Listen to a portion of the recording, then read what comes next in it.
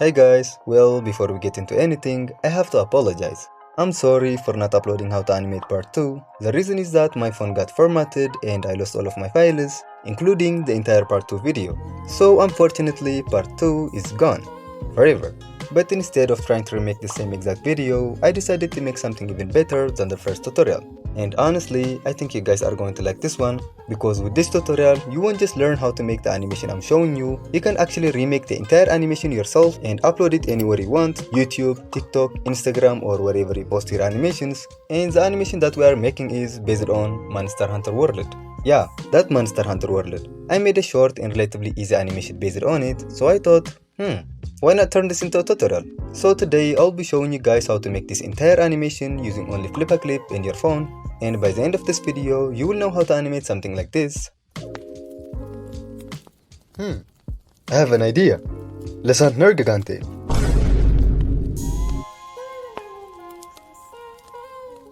No. So if you want to learn how to make something like that, make sure to subscribe, and without further ado, let's get into it.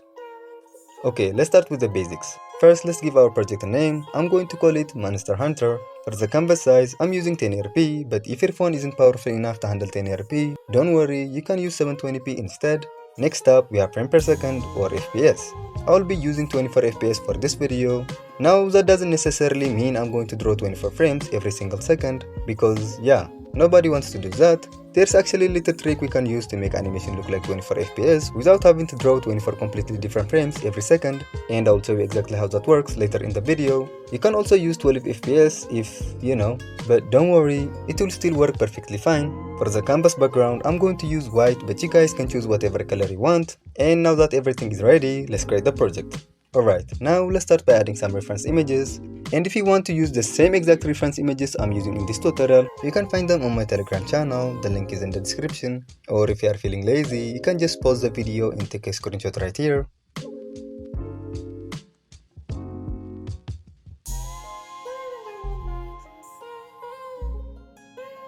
Alright, now that we have finished adding our reference images, let's rename this layer.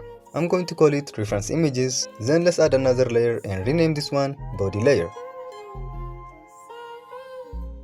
Now go to your pen setting, increase the pen stability to 100%, then set your pen size to 2 pixels. Now let's start animating.